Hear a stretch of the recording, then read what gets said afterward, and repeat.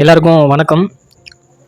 ஆஹ் நான் இருக்கிற ஏரியாவில் நிறைய பேர் வந்து கேட்குறாங்க, என்னப்பா விஜய்க்கு விஜய் கட்சியில் சேர்ந்துட்டியா? ஃபுல்லாகவே வந்து டிவிக்கு, ஃபேஸ்புக்கு, எந்த ஒரு இது பார்த்தாலும் விஜய்க்கு ஆதரவாகவே வந்து உன்னுடைய போஸ்டெல்லாம் வந்து போடுற. விஜய் கட்சியில் சேர்ந்துட்டியாப்பா? அதெல்லாம் வேஸ்ட்டுப்பா. விஜய் கட்சிலாம் வேஸ்ட்டுப்பா.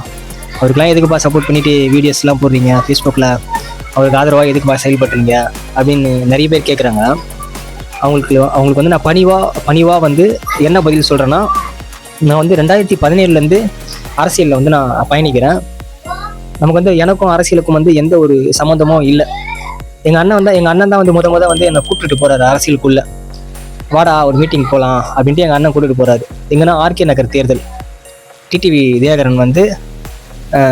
தினகரனை வந்து ஃபஸ்ட்டு வந்து பார்க்க நான் ஆர்கே நகர் தேர்தலில் வந்து தொப்பி சின்னம், அதில் தேர்தல் தொப்பி சின்னத்தில் டிடிவின் வந்து நிற்கிறாரு ஆர்கே நகர் தேர்தலில். அப்போ தான் வந்து முத நான் அரசியலுக்குள்ளே போகிறேன். எனக்கு அரசியல்லாம் என்னன்னே தெரியாது. 2017 நான் சொல்கிறது.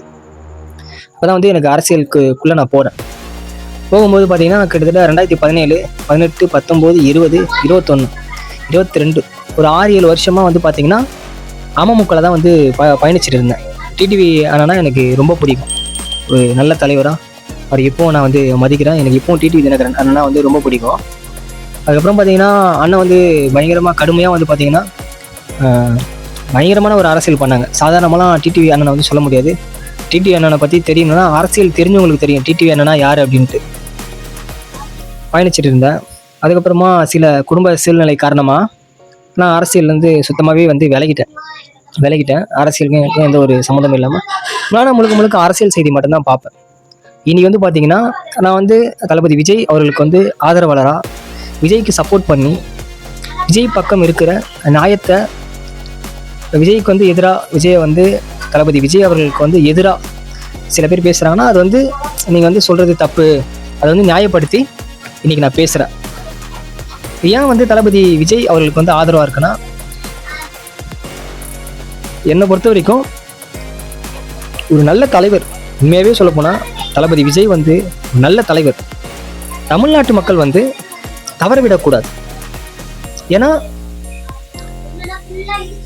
நீங்கள் யோசிச்சு பாருங்க, எல்லாரும் சொல்கிறாங்க விஜய் அரசியலுக்கு வந்து என்ன பண்ண போறாருன்னு. எல்லாரும் இல்லை, விஜய்க்கு எதிரானவர்கள் தளபதி விஜய் அவர்களை பிடிக்காதவர்கள். ஏன்னா எல்லாருமே பிடிக்காது. அந்த மாதிரி பிடிக்காதவர்கள் சிலர் எதிர்க்கிறாங்க இல்லைங்களா? என்ன விஷயம்னா, தளபதி விஜயை நான் வந்து ஏன் ஆதரிக்கிறேன் அப்படின்னா, ஒரு நல்ல தலைவர். மக்களாகிய நீங்களே யோசிச்சு பாருங்க, ஒரு 200 கோடியோ இல்லை ஒரு 250 கோடியோ ஒரு சம்பளம் வாங்குற ஒரு நடிகர் எனக்கு வந்து சினிமாவே வேணாம், நான் அரசியலுக்கு வரேன் அப்படின்னு சொல்லிட்டு அரசியலுக்குள்ளே வராரு. நீங்கள் யோசிச்சு பாருங்கள், நம்ம ஒரு வேலைக்கு போகிறோம், இல்லை ஒரு ஸ்கூல் காலேஜ் படிக்கிற அந்த டைமில் யோசிச்சு பாருங்க, சாதாரணமாக நமக்கு எவ்வளோ தொல்லை கொடுப்பாங்க. நம்ம புதுசாக ஒரு வேலைக்கு போனால் அந்த இடத்துல எவ்வளோ பேர் நமக்கு வந்து தொல்லை கொடுப்பாங்க, பிரச்சனை பண்ணுவாங்க. அந்த மாதிரி தளபதி விஜய் வந்து அரசியலுக்கு வந்திருக்காரு அப்படின்னா நீங்களே யோசிச்சு பாருங்களேன், எவ்வளோ தொல்லை கொடுப்பாங்கன்னு.